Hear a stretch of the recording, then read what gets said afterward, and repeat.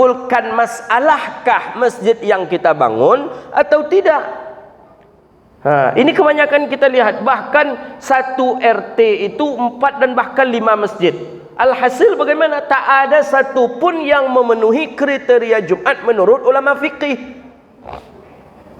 Dalam mazhab Syafi'i jelas kriteria masjid yang boleh dijadikan Jumat, yang terhitung sah Jumatnya, masjid yang sampai bilangan ahli Jumatnya 40. Kini kau tak ada yang cukup cik je lah dah. Dulu ada cukup bahkan berlebih. Dulu satu masjid sampai jemaahnya 250 sampai 300 orang. Tapi karena masjid sudah 4 pula di RT itu, masjid yang awal pertama kali berdiri itu pun tak cukup lagi 40. Kira-kira masjid yang 3 tadi memberi mudarat tak ke jumlah bilangan sahnya Jumat? Memberi mudarat. Ya, kalau ingin kita membuat masjid, kita orang kaya cari mana pondok pesantren yang tak ada masjid, berikan. Mana daerah kampung yang masjidnya yang tidak terurus, yang kurang rapi, yang tidak ada biaya, biayai. Itu lebih bagus daripada membuat masjid atas nama kita. Ini penyakit nih. Penyakit. Buat masjid megah-megah, buat pula tenamu awak tu fulan. Lupa pengurus membuatnya. Boleh, perbaiki lagi. Ini tak boleh ini. Maka oleh kerana itu, masjid di zaman Rasulullah sallallahu alaihi wasallam 9 jumlahnya. 9 masjid, 9 masjid, la jum'ata laha illa wahid, tidak didirikan Jumat ke-9-nya kecuali satu saja. Mana masjid yang satu tu? Itulah masjidnya baginda Rasulullah sallallahu alaihi wasallam. Jadi yang masjid yang lain tu untuk apa? Untuk salat fardu saja cukup. Tak apa-apa. Tak ada masalah ustaz, tak ada masalah. Untuk salat fardu, subuh diisi, zuhur nanti diisi, asar nanti diisi, maghrib nanti diisi, isya nanti diisi. Kan lebih bagus dia seperti itu. Jadi Jumat tetap terfokus. Begitu dia. Makanya orang tua-tua kita dulu sangat ihtiyat, hati-hati sekali dia kalau nak ingin membuat masjid. Kalau tak rasanya terjaga adab-adab membuat masjid, eloklah kita buat musalla atau surau saja. Masjid ni banyak kriteria. Orang haid, orang nifas, orang junub tak boleh duduk di dalam masjid. Kan syarat itu. Masuk masjid ada tahiyatul masjid.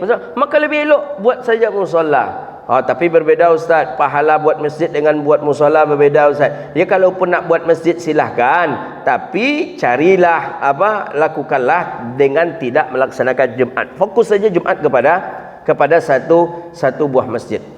Ini fenomena hari ini saya perhatikan. Ya, mungkin daripada Kementerian Agama atau mungkin daripada pihak-pihak terkait agak longgar pula mungkin memberi izin. Walhasil akhirnya telah berjamur masjid-masjid, dan bahkan masjid itu ada masjid yang masjid darar katanya, masjid yang menimbulkan kericuhan. Itu yang dibakar di Lombok itu.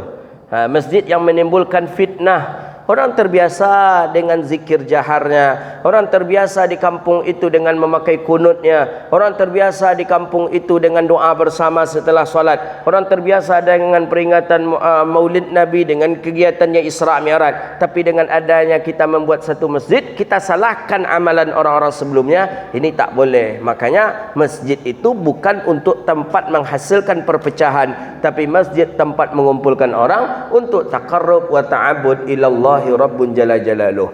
Jadi itu dia dalam bulan Sya'ban. Apalagi yang terjadi dalam bulan Sya'ban? Ada lagi yang terjadi dalam bulan Sya'ban, turunnya ayat. Maka di dalam kitab Sunan Imam Ad-Dailami disebutkan Nabi sallallahu alaihi wasallam mengatakan Rajabu syahrullah wa Sya'banu syahri wa Ramadhanu syahri ummati. Kata Nabi, Rajab bulannya Allah, Sya'ban bulan aku, kata Nabi Muhammad, war Ramadhanu syahri ummati. Ramadan itu adalah bulan umatku. Nabi Muhammad mengatakan seperti itu. Apa maksud bulan Allah? Memang Allah yang menginginkan Nabi Muhammad untuk berangkat Isra Mi'raj. Selesai masalah. Sya'ban kenapa kok disebut dengan bulan aku, kata Nabi? Karena di dalam bulan Sya'ban itulah Allah akan memperkenalkan Nabi Muhammad kepada seluruh makhluk yang ada di bumi Allah. Mana turun ayat, Inna Allaha wa malaikatahu yusalluna 'alan nabi ya ayyuhalladzina amanu sallu 'alaihi wa sallimu taslima. Itu dia. Inna Allaha, sesungguhnya Allah, wa malaikatahu, dan malaikatnya Allah, yusalluna 'alan nabi, bersalawat kepada nabi. Ya ayyuhalladzina amanu, hai orang-orang yang beriman, sallu 'alaihi wa sallimu taslima, marilah bersalawat kepada Nabi sallallahu alaihi wasallam. Ayat itu turun pas di bulan Sya'ban. Allah langsung memperkenalkan, Allah, para malaikat seluruhnya berselawat kepada Nabi. Maka orang-orang berselawat kepada Rasulullah sallallahu alaihi wasallam. Maka di dalam kitab-kitab tafsir, sebagusnya dan bahkan disunnahkan kita berselawat setelah mendengar ayat itu. Inna Allah wa malaikatahu, kadang khatib sebelum naik mimbar kan itu kadang dibaca oleh muazzin itu. Inna Allah wa malaikatahu yusalluna 'alan nabi ya ayyuhalladzina amanu sallu 'alaihi wa sallimu taslima. Allahumma salli wa sallim wa barik. Bahkan ulama ada yang mengatakan wajib bersalawat kepada Nabi setelah membaca ayat itu. Apalagi dalam mazhab Hanafi. Kenapa hukumnya wajib? Karena Allah yang menyuruh. Kan perintah tu sallu, kata Allah, bersalawatlah kamu. Maka kalau perintah itu daripada Allah, maka perintah itu hukumnya wajib. Sallu, aqamus salah, wa atuz zakah, dirikanlah salat, bayarlah zakat. Hukum salat wajib, hukum zakat wajib, sama dengan perintah salawat. Sallu 'alaihi wa sallimu taslima. Sallu, bersalawatlah kamu, 'alaihi, kepada Nabi sallallahu alaihi wasallam. Maka karena yang menyuruh salawat itu adalah Allah, maka hukum salawat wajib. Itu dia. Jadi salawat ni tak bisa ditawar-menawar, tak bisa sunat aja Ustaz, tak, wajib. Wajib bersalawat kepada Nabi sallallahu alaihi wasallam. Makanya salah satu rukun salat ada salawat dan salam kepada Nabi. Man nasya salata ala Rasulillah fabatalat salatuh. Siapa yang lupa bersalawat kepada Nabi, maka batallah salatnya. Lupa awak membaca salawat. At-tahiyyatul mubarakatuh salawatu thayyibatu lillah. Assalamu alayka ayuhan nabiy wa rahmatullahi wa barakatuh. Assalamu alayna wa ala ibadillahi salihin. Asyhadu an la ilaha illallah wa asyhadu anna Muhammadar Rasulullah. Sampai situ saja. Lupa kita melanjutkan salawat, fa batalat salat, maka batallah salat kita. Begitu pentingnya salawat dan salam kepada Nabi sallallahu alaihi wasallam. Jadi salawat ni jangan sampai kita remehkan. Jangan sampai kita remehkan. Banyak-banyak kita bersalawat kepada Nabi SAW.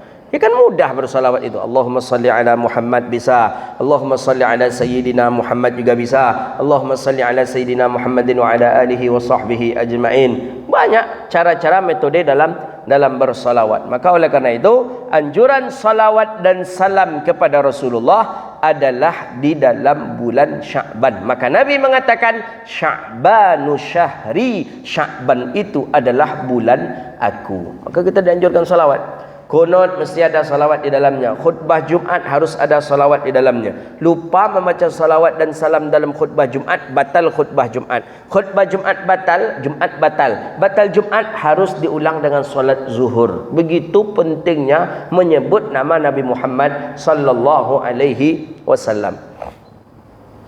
Dalam Al-Quran tu Allah tidak menyebutkan nama Nabi Muhammad dalam ayat ini. Innallaha wa malaikatahu yusalluna 'alan nabi. Sama dengan ayat Isra Mi'raj, Allah juga tidak menyebut nama Nabi Muhammad. Subhanalladzi asra bi 'abdihi. Maha suci Allah yang telah memperjalankan hamba-Nya. Mestinya bisa saja Allah langsung mengatakan Subhanalladzi asra bi Muhammadin. Tapi tidak, bi 'abdihi.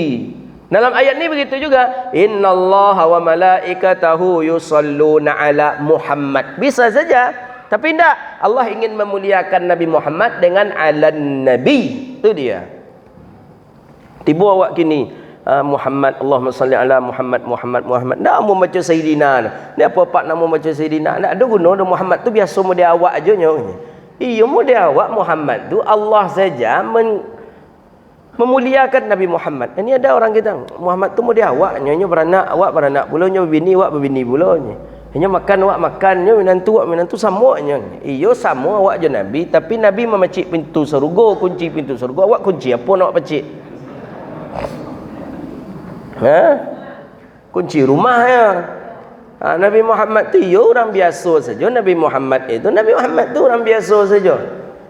Tapi Nabi itu orang yang sungguh mulia. Dalam ayat saja Allah tidak ada menyebut nama Muhammad, tak ada. Kalaupun ada disebut nama Muhammad, di belakangnya dialas oleh Allah dengan Rasulullah. Muhammadur Rasulullah walladzina ma'ahu asyidda'u 'alal kuffari ruhama'u bainahum. Tengok. Muhammad utusan Allah. Tak ada langsung kepada Muhammad tu, tak ada. Kini kita ada yang menyepelekan Muhammad. Nabi Muhammad. Muhammad tu biasa. Tak, mesti harus ada kemuliaan. Bahkan jangankan untuk Nabi Muhammad, ke dalam bulan Ramadan saja itu mesti harus ada ucapan kemuliaan kita. Dalam Ramadan. Di dalam Nailur Raja, Syarah Safinatun Najah, itu ada disyarahkan di dalam itu bahawa makruh, bahkan tak elok. Dalam Hasyiah Bajuri juga ada menyebut langsung nama Ramadan tanpa dialas dengan syahri. Umpama awak biasanya kan model itu tu, Ustaz lama Ramadan lah Ustaz, kan biasa model itu gitu kan.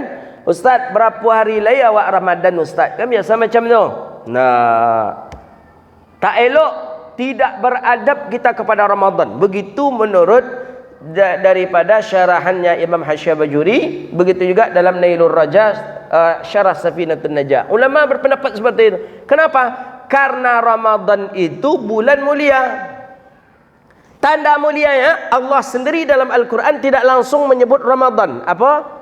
Syahru Ramadan alladhi unzila fihi Al-Quran. Bulan Ramadan. Begitu Allah memuliakan bulan Ramadan.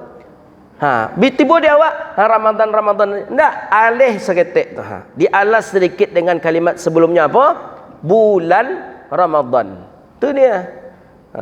Awak kini kau alai tak balik le, salah pula menyebut Ramadan tu. Apa Ramadan? Ramadan tu apa petang? Ramadan, ramat tu kan sakit mata. Ramadan, ra mim dal. Ramadan artinya ramat, sakit mata. Ramadan.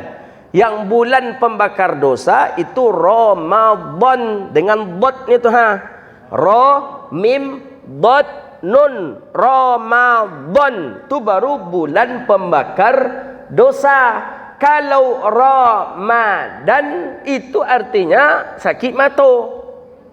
Awak salam muka yang mana yang awak baca, Ramadan atau Ramadan?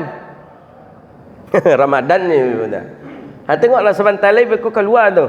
Iklan sirup, iklan kecap, iklan kain sarung, iklan baju koko. Dengarlah aku. Ramadan tiba, Ramadan tiba, Ramadan tibanya. Apa nama itu? Sakit mata tiba, sakit mata tiba. Anda nak bongkaknya mata tu kadang bagi. Jadi apa disebut Ramadan? Di alas puasa Ramadan atau bulan Ramadan, jangan langsung ke Ramadan. Begitu menurut para ulama. Karena Allah saja tidak langsung kepada Ramadan. Syahrul Ramadan. Syahrul Ramadan alladhi unzila fihi al-Quran. Pakai kalimat syahru. Begitu. Nabi Muhammad begitu juga. Kalau ingin menyebut nama Nabi Muhammad, maka sepakat ulama 4 mazhab dianjurkan dan bahkan disunnahkan menyebut Sayyidina sebelum nama Nabi Muhammad. Kalaupun tak mau kita menyebut Sayyidina, sebutlah Nabi sebelum Nabi Muhammad. Sebut Nabi apa? Iya, Nabi kita Nabi Muhammad. Itu lebih elok. Daripada Nabi kita siapa nak? Muhammad. Oh, you Muhammad. Nah, cik itu aja kata kita. Jangan kurang adab kita kepada sebutan nama yang mulia. Karena Allah mengatakan, Innallaha wa malaikatahu yusalluna 'alan nabi. Tidak ada Muhammad. Bisa saja Allah menyebutkan Innallaha wa malaikatahu yusalluna 'ala Muhammad. Ya ayyuhalladzina amanu sallu, tapi tidak, Allah tidak melangsungkan sebutan nama Muhammad, tapi yang disebut oleh Allah adalah Nabi. Kenapa? Karena betul posisi Nabi Muhammad adalah orang mulia, posisi Sayyidina Rasulullah adalah Nabi yang mulia, hamba yang mulia. Allah pun memuliakan Nabi Muhammad sallallahu alaihi wasallam. Yang ketiga, peristiwa terjadi dalam bulan Sya'ban. Apa peristiwa yang terjadi dalam bulan Sya'ban? Itulah yang disebut dengan rafa'ul amal. Rafa'ul fihil amal, diangkatnya amal. Orang kita menyebutnya dengan Lailatul Bara'ah. Biasanya orang kita mengamalkannya di dalam malam nisfu Sya'ban. Amalan-amalan saleh dalam nisfu Sya'ban. Ada kitab kecil itu, yang kitab itu namanya, judulnya Majmu' Syarif kalau tak salah saya. Kitab itu kecil sekali. Kitab itu penting kita pegang, penting untuk kita miliki. Dalam Majmu' Syarif itu ada amalan nisfu Sya'ban. Di dalam itu ada dianjurkan membaca 3 Yasin, 3 kali Yasin. Bukan Yasin bukan. 3 kali itu dari Yasin sampai terakhir. 3 kali dengan ada niat masing-masing. Ada orang berbicara, oh itu tidak ada landasan dalilnya. Tak ada landasan dalil. Kenapa tidak ada landasan dalil? Sejelas tu hadis Nabi SAW mengatakan, perbanyaklah amalan saleh di dalam nisfu Sya'ban. Maka bahkan di dalam riwayat yang lain, siapa yang beribadah di dalam malam nisfu Sya'ban, maka Allah mengampuni. Allah memasukkan hambanya ke dalam surga di malam nisfu Sya'ban sebanyak bilangan bulu domba Bani Kilab.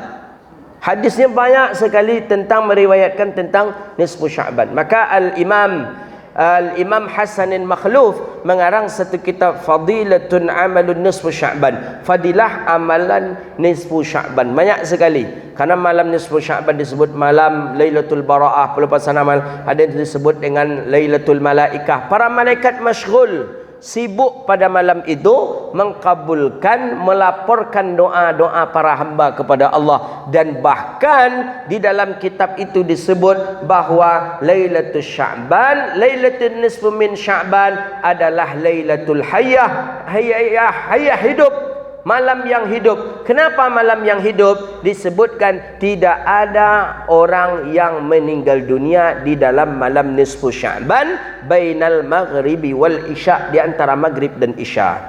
Saya tak tahu apakah di sini ada atau tidak. Saya dulu mengaji waktu di Mesir, waktu di Sudan, di Mekah. Saya tanya ke masyaikh, kata masyaikh saya, sampai hari ini belum pernah kita menjumpai orang yang meninggal antara maghrib dan isya di dalam malam nisfu Sya'ban.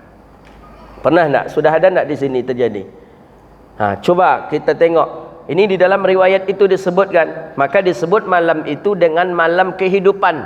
Tak ada orang mati dah. Padahal dalam hitungan setiap detiknya jarum jam itu ada orang yang meninggal dunia. Di dunia setiap detik tap. Dan bahkan satu detik itu ada yang meninggal sampai kepada 5.000 orang. Tap setiap detiknya, setiap harinya. Tapi pada malam nisfu Sya'ban tidak ada yang meninggal dunia antara maghrib dan isya. Begitu di dalam kitab Syekh Hasanin Makhluf kita baca ini. Bapak Ibu pernah menengok orang meninggal nisfu Sya'ban tak? Antara maghrib dan isya? Tak ada. Makanya paling ancaknya kalau ingin mati, ya minta mati ketika itu. Apa tujuannya? Supaya jangan mati-mati. Kenapa tidak adanya orang yang mati di saat itu? Apa penyebabnya? Ternyata tidak adanya orang yang wafat, orang yang meninggal dunia di saat waktu itu karena malaikat Israel pun sibuk untuk mengaminkan, melaporkan doa orang yang bermunajat kepada Allah di saat itu. Jadi tak sempat ianya mencabut nyawa orang tu, tak sempat. Begitulah tu saking sibuknya. Maka disebut dengan Lailatul Malaikah, bulannya para malaikat. Saking sibuknya sempatnya dah. Gitu Itu ambo dapatkan riwayat itu waktu di Mesir. Ambo tanya ke Syekh, kata Syekh ambo kini lah umur 62 tahun, kata beliau nak pernah ambo mendengar ada orang mati di malam nisfu Sya'ban. Ambo tanya je jemaah saya waktu ngaji di Sudan, waktu ngaji di Makkah, belum ada. Sampai tiba di Indonesia ambo tanya je ke buya-buya, alum pernah leh. Hantar kok di 2022 kok ada berarti memang agak lain nampak 2022. Tapi memang itulah dia Lailatul Hayyah. Sibuk para malaikat, sibuk sibuk mereka untuk mengaminkan, melaporkan doa-doa orang-orang yang beramal, yang beribadah di dalam malam nisfu Sya'ban. Maka disebut dengan Lailatul Hayyah. Tak ada mati, tak ada orang yang meninggal dunia. Saking sibuknya mereka, pas para malaikat itu pas di dalam malam nisfu Sya'ban. Begitu dia. Tapi malam nisfu Sya'ban kalau sudah tu mungkin ada lah sudah isanya gas pula dia malaikat tu balik. Alah sudah dan cek malaikat tu kan. Nyugas pula dia malaikat tu balik. Mungkin la ala sawab gitu. Maka oleh karena itu yang disebut dengan malam peristiwa. 3 inilah peristiwa yang ada di dalam bulan Sya'ban. Pertama yang terjadi dalam bulan Sya'ban adalah tahwilul qiblat, perpindahan kiblat. Yang kedua terjadi dalam bulan Sya'ban diangkatnya amal. Yang ketiga diangkatnya amal. Yang kedua alun pulang adalah lupa apa cara mengaji tu. Nabi diperkenalkan oleh Allah kepada para malaikat. Itulah penyebab ayat turun, innallaha wa malaikatahu yusalluna 'alan nabi ya ayyuhalladzina amanu sallu 'alaihi wa sallimu taslima. Waktu sudah masuk, InsyaAllah setelah salat isya kita sambung kembali. Subhanakallahumma wa bihamdika asyhadu an la ilaha illa anta astaghfiruka wa atubu ilaih. Wassallallahu ala nabiyyina Muhammadin wa ala alihi washabihi ajma'in. Assalamualaikum warahmatullahi wabarakatuh. Alhamdulillah wassalatu wassalamu ala Rasulillah Sayyidina wa nabiyyina wa habibina Muhammadin ibni Abdillah wa ala alihi wa sahbihi wa mawalah. ولا حول ولا قوة إلا بالله سبحانك لا علم لنا إلا ما علمتنا إنك أنت العليم الحكيم ربي يسر ولا تعسر يا ربي تمم بخير. Bapak Ibu yang dirahmati Allah Subhanahu wa taala, kita masuk kepada pembahasan kita pada hari ini, yaitu tentang lanjutan hadis di bulan yang lalu, masalah daripada meminta-minta. Jadi di dalam hadis Nabi SAW yang lalu, di orang yang meminta-minta maka nanti Allah beri dia, Allah bangkitkan dia di hari kiamat, laisa fiha wajah, tidak ada memiliki wajah. Ada yang mengatakan dia ni jelek, ada yang mengatakan memang tak bisa mengenalnya, dan ada ulama yang berpendapat bahawa memang tidak ada sama sekali daripada bagian kepala. Ni, bagian pundak ke bawah, bagian daripada bahu ke bawah kita kenal, oh ini si fulan, tapi tidak ada wajah. Maka meminta-minta perkara yang tidak elok dalam syariat. Maka Nabi mengatakan yadul ulya khairum min yadus sufla. Tangan di atas lebih baik daripada tangan yang di bawah. Maksudnya apa? Memberi lebih elok daripada meminta. Maka seeloknya ketika kita tidak dibutuhkan, ketika kita tidak berhajat untuk meminta, jauhilah daripada meminta-minta. Itu kata Nabi SAW. Hari ini kata Nabi SAW dalam hadis sahih Muslim, wa an Qubaisah bin Mukhariq radhiyallahu anhu qala innal mas'alata la tahillu illa li ahadin thalathah. Kata Nabi, meminta-minta itu tidak boleh, haram kata Rasulullah, kecuali karena 3. Kalau 3 kok boleh kita meminta-minta. Ni kadang meminta ni parahnya, yang meminta ni pun adabnya kadang tak ada pula kadang. Kadang macam nak memaksa. Saya dah 2 kali nampak di Pekanbaru itu, pernah saya dah 2 kali nampak. Pertama, tukang meminta-minta ni, pengemis lah kita bahasakan dengan pengemis. yang meludahi kasir rumah makan. Saya melihat betul itu di depan mata kepala saya. Jadi jam makan siang, pengemis ni memaksa masuk. Kata kasir rumah makan, yang kasir itu kan bagian depan biasanya kan. Kalau kita masuk ke rumah makan, biasa kasir itu langsung ada di muka itu tuh. Jadi itu tanda berbayar. Kalau kasir di belakang itu tanda gratis rumah makan ini. Makanya jarang orang membuat kasir di belakang, jarang, pasti di muka kasirnya. Jadi ketika itu kata kasir, nanti saja, berdiri saja di sini, kata kasirnya. Bagus arahan kasir, saya nengok betul arahan kasir ni. Nanti setiap orang yang dari dalam habis makan dia lewat, nanti dia kasih awak sedekah. Oh enggak, dia ngotot nak ke dalam. Kadang ini yang akhlak ni yang tak ada, kadang terganggu orang makan. Orang sedang makan, macam mana nak ngambil duit? Pertama, kemudian yang kedua, kadang mohon maaf dengan pakaiannya, dengan bau badannya. Banyak orang yang tak senang jadinya.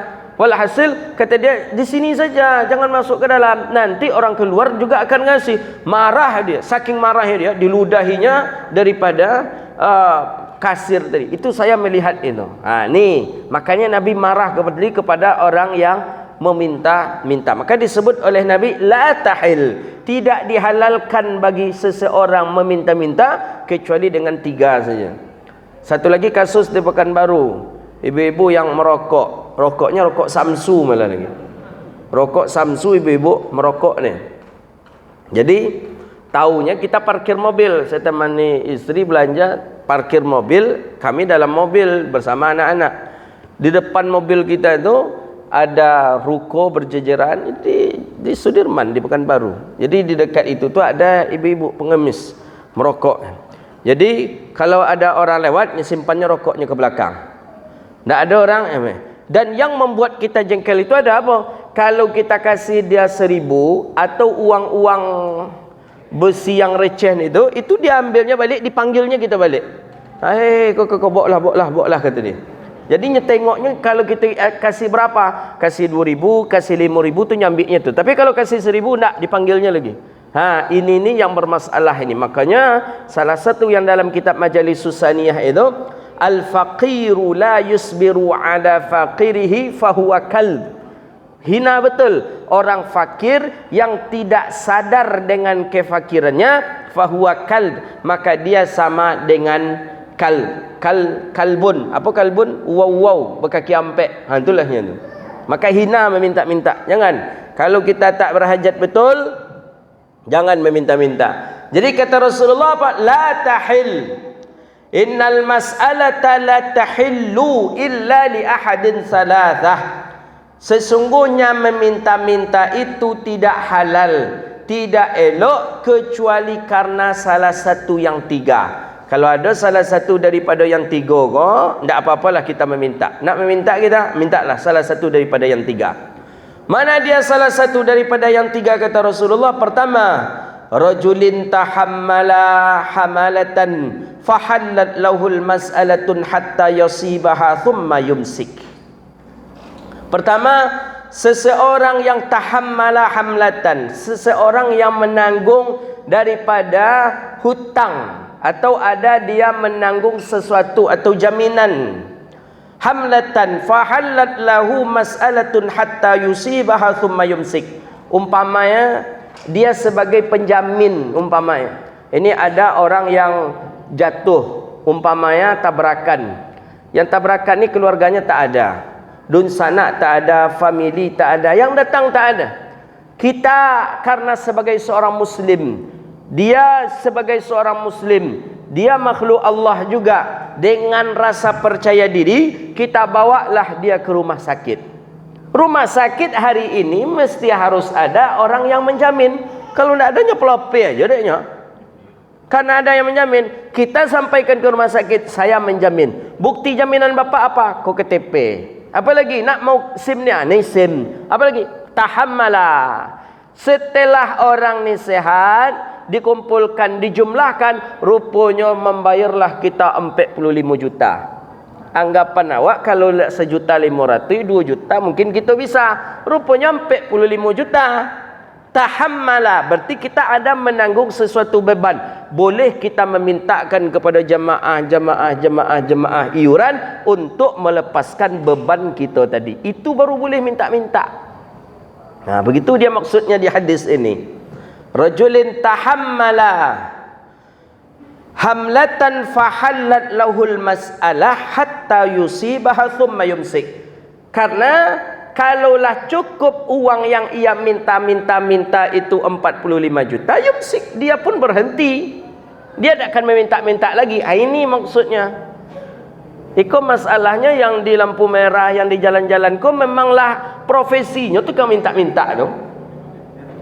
Pakai letter manager lah apa pula. Bahkan punya mobil Camry dia, mobilnya macam rumahnya macam rumah artis.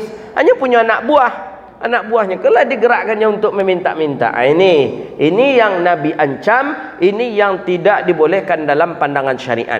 Jadi man tahammala hamlatan, kalau kita ada menanggung sesuatu, maka bagi kita boleh untuk memintakannya. Itu salah satu contoh.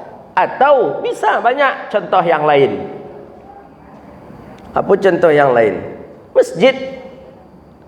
Masjid sedang terbangun. Kita sebagai pengurus masjid menyanggupi atas nama pribadi berhutang masjid, menghutangi masjid kepada seorang tokoh, kepada tokoh bangunan. Kata kita ke tokoh bangunan, kasih masjid tu hutang dulu. Hutang sampai kepada 500 juta. Kas masjid ada 250 juta. 250 juta hutang saya pribadi karena saya pengurus masjid. Biasanya seperti itu. Kalau hutang masjid jarang toke mau mengasihi.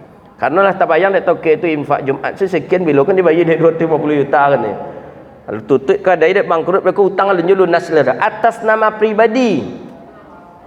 Kata kita ke toke bangunan, pribadi saya kata kita ke toke bangunan. Nih. Lah setelah itu bangun dah selesai bangun masjid dah cantik, sisa hutang berapa diansur, sisalah hutang 100 juta lagi. Hutang yang 100 juta kita boleh memintakan kepada jemaah, memintakan kepada kaum muslimin untuk melunasi hutang yang ada di toko bangunan tadi. Itu maksudnya tahammala hamlatan. Itu boleh kita meminta-minta. Tapi cukup sampai 100 itu aja. Jangan dilanjutkan pula boleh. Dilanjutkan pula dek pengurus kau, baru curiga orang pengurus masjid ni banyak orang fitnah kepada pengurus masjid. Boleh jadi pengurus masjid tu. Tak senang jadi pengurus masjid tu. Awak kan membeli auto baru tu, apa ke piti kita yang kan kita beli tu. Anda bisa tak jadi tu. Dia apa dek takut cakap orang tu. Mak patut lah semenjak si anu jadi pengurus masjid bapa jero baru rupanya kan. Padahal foto piti kita. Itulah. Tu yang disebut dengan man hamala haulal hima itu. Kita kalaulah jadi pengurus masjid siap-siap jadi fitnah. Tuhmah itu pasti. Itu pasti. Pasti 100% pasti.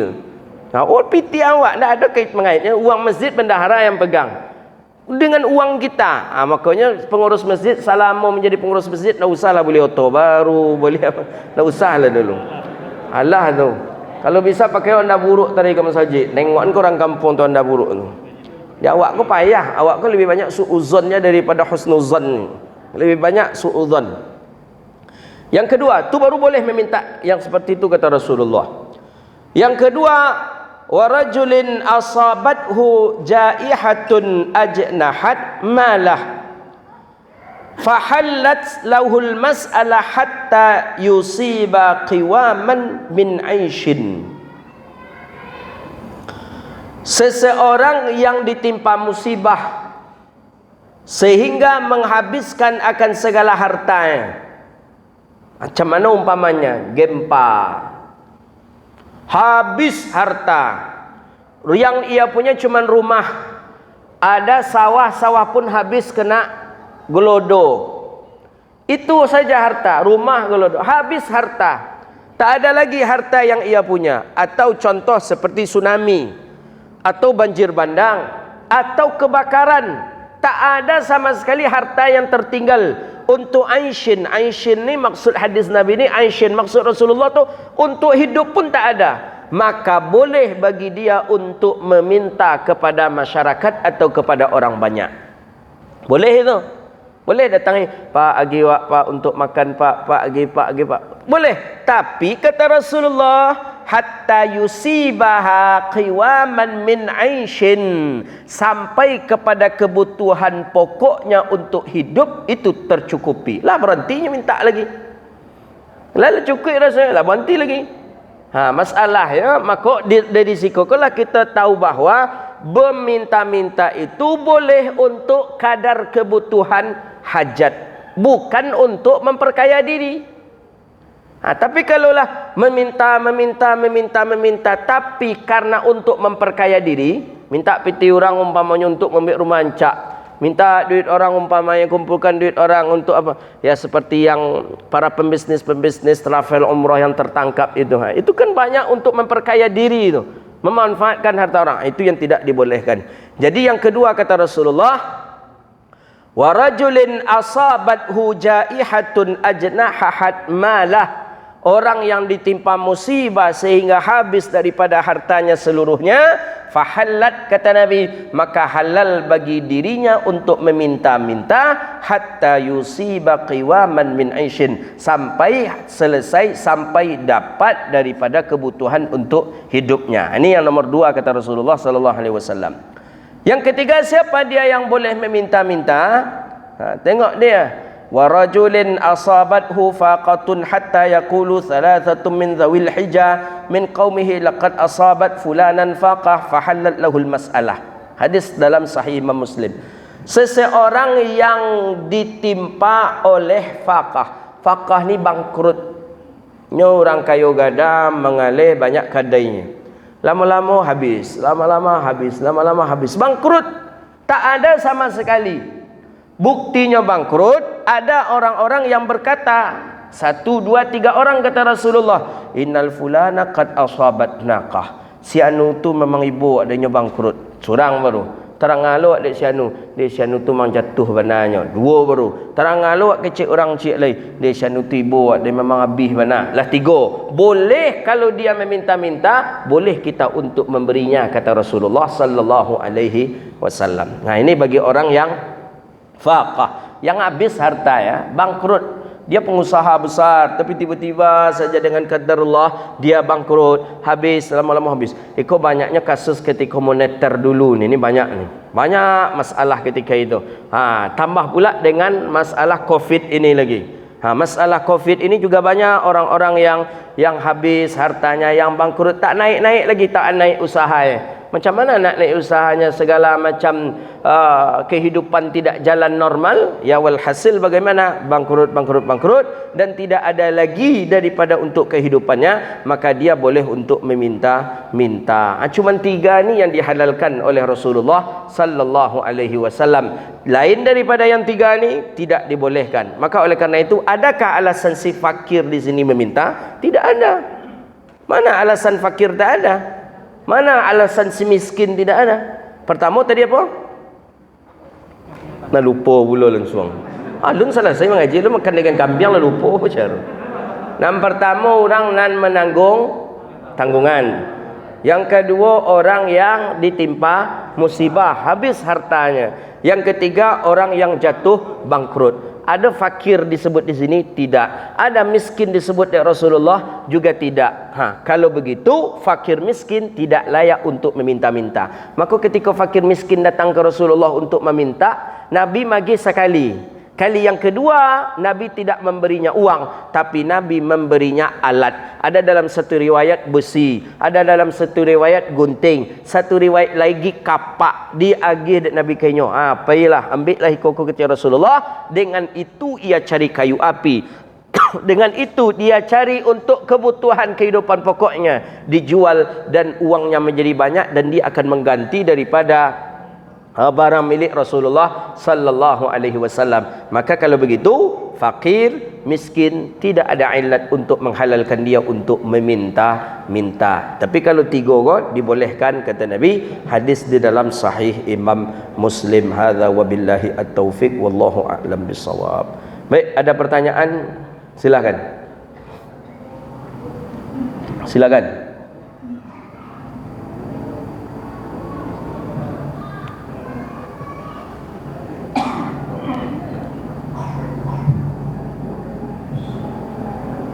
Assalamualaikum warahmatullahi wabarakatuh. Ustaz, tadi kan ada 3 tadi yang itu minta tadi. Bagaimana tadi ada teman kita menanyakan ada bakul itu ditulis tuh masjid di perjalanan yang di dalam pasar. Apakah itu termasuk boleh atau tidak? Dan itu yang jalan itu kecantum gitu. Bisa jadi 6 yang berarti. Maksudnya bakul masjid. Iya. Apakah juga nggak gitu? Bakul masjid kira-kira masuk nak salah satu daripada yang 3? Masuklah. Tahammala hamlatan no. Siapa yang membayar listrik masjid? Siapa yang menghidupkan? Siapa yang menggaji imam, menggaji khatib, menggaji takmir? Siapa yang membersihkan? Masuk tahammala hamlatan, boleh. Boleh, tak apa-apa. Kecuali ada satu orang kaya. Kecil orang kaya, an-nabak tu berapa uang operasionalnya dalam 1 bulan?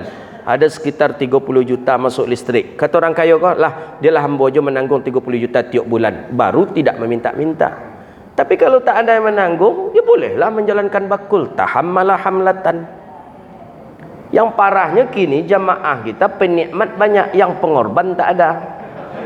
Mohon maaf ya kalau tersinggung lah nak apa. AC nak dingin, lampu nak tarang, tapi ketika bakul lewatnya hilangkan aja, tengok aja bakul tu nya.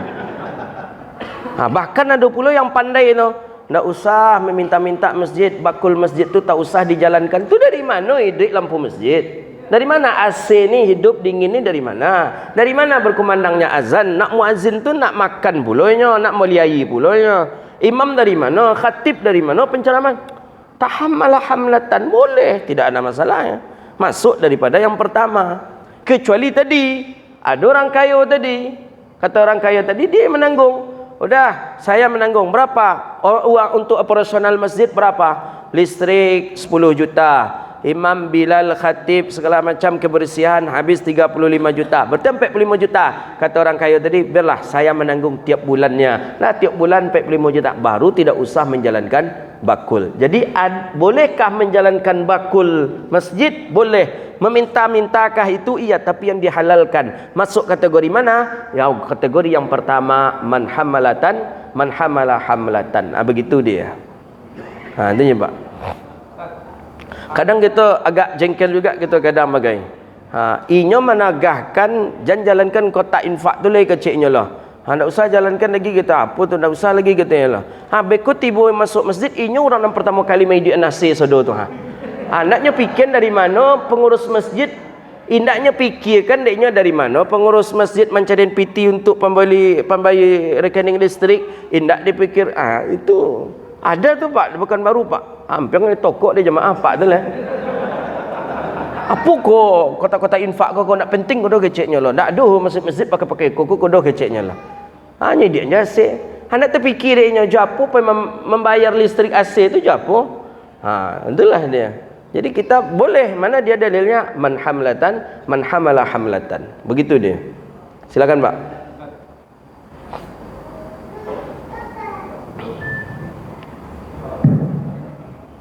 Ada seseorang yang mau belajar di Mesir Kairo. Ya. Kemudian mengajukan permohonan minta biaya ke masjid-masjid, itu boleh tidak?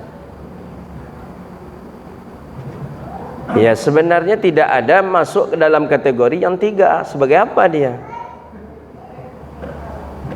Jadi mungkin memintanya lain masalah mungkin ya. Mungkin minta bantuankah dia atau apa. Tapi kalau yang meminta-minta di dalam hadis yang 3 ni tak termasuk ni. Tak termasuk. Cuma kita bolehkah kita membantunya? Tentu boleh. Besarkah pahala kita? Besar. Nabi SAW menjelaskan, man a'ana ala talabil ilm au jihadin fi sabilillah au kama qala, siapa yang membantu orang menuntut ilmu atau orang yang sedang jihad fi sabilillah, maka baginya adalah surga. Besar pahala. Begitu. Dia ada tipe manusia ini, dia gih tahunya barunya bantu awak. Kalau nak dia gih tahu, apa ustaz nak gih tahu petang geceknya gitu pula. Meminta payah pula. Indak diminta ndak keluar pitihnya dah. Itu maksudnya dia itu kadang orang kaya ke bagaimana kadang. Jadi meminta maksud di sini ini meminta untuk kehidupan, itu yang tak dibolehkan.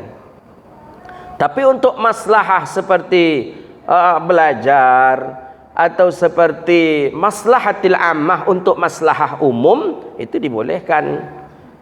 Ya kayak belajar itu kan maslahah umum itu. Begitu dia. Cuma anak ini tengok pula, dia meminta itu tentu untuk biaya pendidikan. Jangan sampai biaya untuk sampainya menikah pula minta dia. Perkirakan sarjana 4 tahun menghabiskan sekitar 90 juta. Sudah sarjana aku nak menikah, untuk modal menikah ada sekitar 60 juta. Jadi total 150 juta. Yang dimintakan ke gitu, itu yang tak betul itu. Tapi kalau untuk dars, untuk studi saja, itu maslahatul ammah, masalah untuk umum, boleh, tak apa-apa. Kita pun membantunya besar sekali. Ya. Manafasa, kata Nabi SAW, siapa yang melepaskan kesulitan saudaranya, maka Allah lepaskan pula kesulitannya di dunia dan di akhirat nanti. Begitu.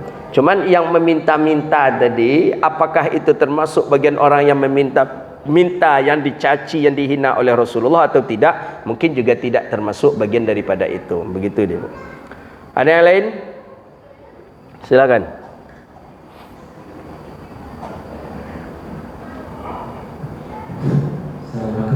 Assalamualaikum warahmatullahi wabarakatuh.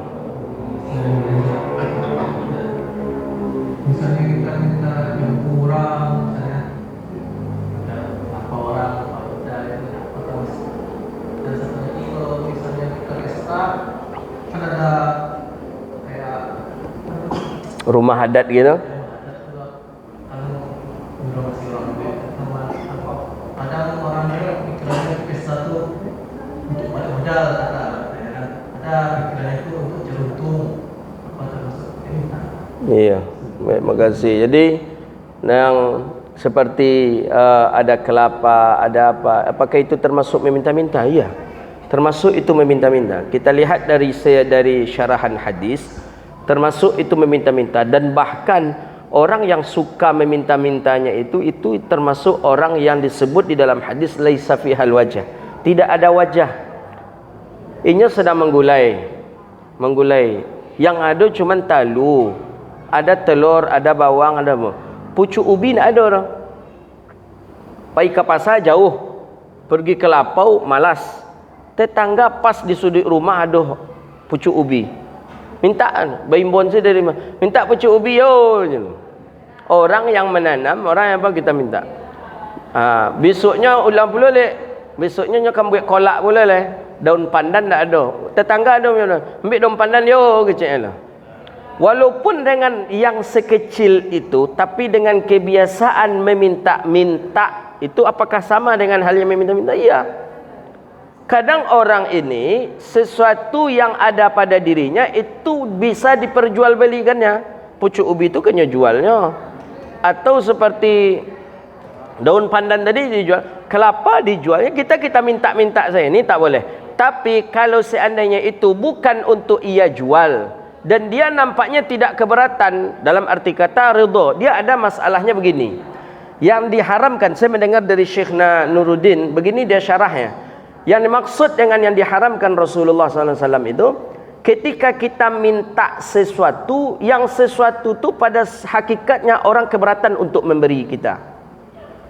Tiuk sebentar tariajo kita meminta, itu tak boleh no. Contoh, sumur air, punya air, dap air kita punya dap air, kawan tetangga ndak, piti untuk membeli itu ada, tiuknya perlu air, nya sampai kawak, tolong idian keran, tolong idian mesin cek kerja lah, idian mesin tu air, tolong idian mesin cek, tolong idian mesin cek. Tapi karena sudah menjadi kebiasaan, dia menikmati, ndaknya nio membeli dap mesin air tu dah. Nya menikmati. Alhasil bagaimana? Tak pernah membantu listrik orang, tak pernah memikirkan orang juga habis airnya atau bagaimana. Orang ini memberi karena ada segan dan terpaksa. Ini yang tidak dibolehkan. Tapi kalau seandainya seperti contoh yang tidak begitu besar manfaatnya, macam daun pandan tadi lah umpamanya. Sekali-sekali ambil kolak, kan tak tiap hari ambil kolak dah. Paling ambil kolak sekali agak 2 minggu atau sekali sebulan. Nah, itu bahkan dalam syarah Sunan Tirmizi ada. kebiasaan tamu meminta ketika pulang. Itu tak elok tu. Itu tak elok. Dalam syarah Imam Tirmizi ada tu. Awak bertamu ke rumah orang. Saudara bertamu ke rumah orang, nampak dia buat bunga orang kau ancak. Tu langsung tanya, kau ancak lah dua anak kau ni. Tujuan awak supaya nyagi dia orang. Itu salah bawa induk salah bawa kena. Tak boleh nak. Maka keluarlah hadis itu, duyuful kal mayyit. Tamu tu seperti mayit. Mayit seperti apa mayit? Mayit diam, tak banyak gerak. Masuk silahkan kecek tuan rumah, masuk kita. Lah selesai kita keluar, dah keluar. Tak boleh kita membungkui pulau awak lu. Hei kau nak ada kau makan di rumah kau nak dia lah kami bawa sepulang yo nya. Anda elok boleh itu tu dah. Tu tak ada adab dalam bertamu, tak ada. Bahkan ulama mengatakan tamu tadi karena segan ya, karena tuan rumah dia segan, diberikannya juga. Itu yang tidak dibolehkan. Itu yang dimaksud tu penyakit tu. Penyakit. Ini ancak nampak dia dana. Kau boleh pergi goreng orang mama. Baru orang di rumah kau nak ada kau makan dia lah kami bungkus saya katanya. Ada tu. Mayit pernah protes mayit? Enggak. Tamu tu pas seperti mayit. Tak boleh minta, nak boleh apa. Silakan di situ kamar lalok yo. Nak boleh kita protes, situlah berarti kita lalok. Nak agak-agak ketek yang kamar situ salah yo. Nak boleh tu dah. Mayit pernah mayit protes. Di mandian di belakang rumah pernah tak mayit tu protes? Jangan di belakang boleh di muka saya dah di mandian cek mayit. Pernah tak? Tamu pas seperti mayit. Tak boleh meminta, tak boleh apa, tak boleh protes, tak boleh apa-apa.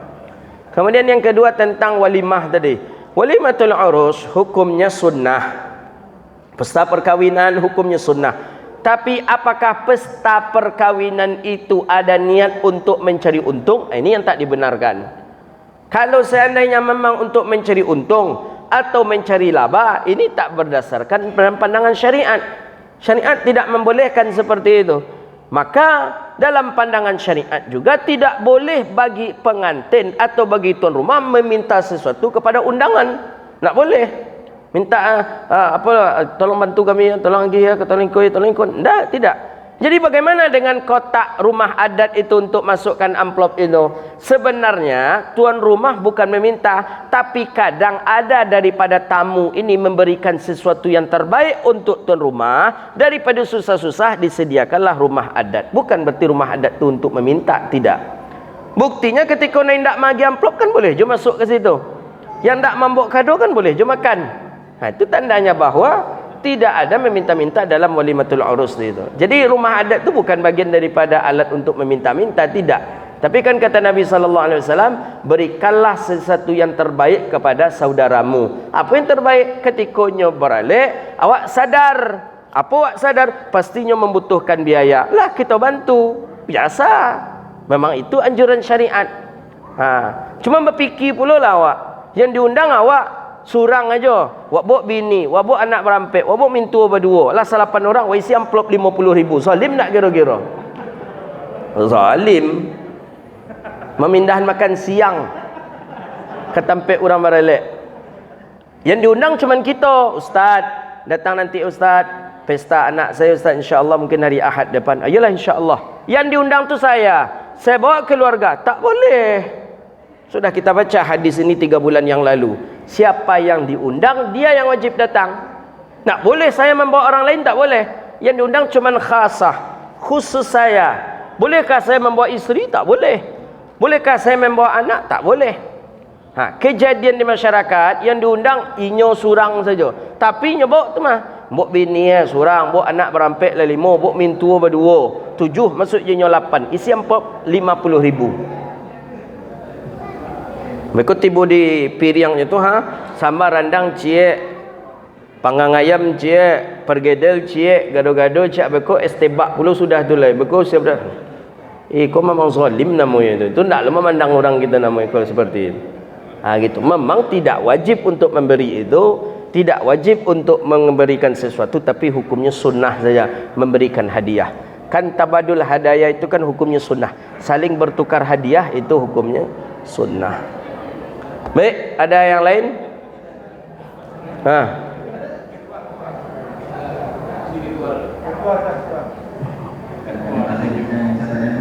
Kadang-kadang kita pergi luar kota, ada kaum menanya, mana pegawainya? Itu langsung minta kaumnya.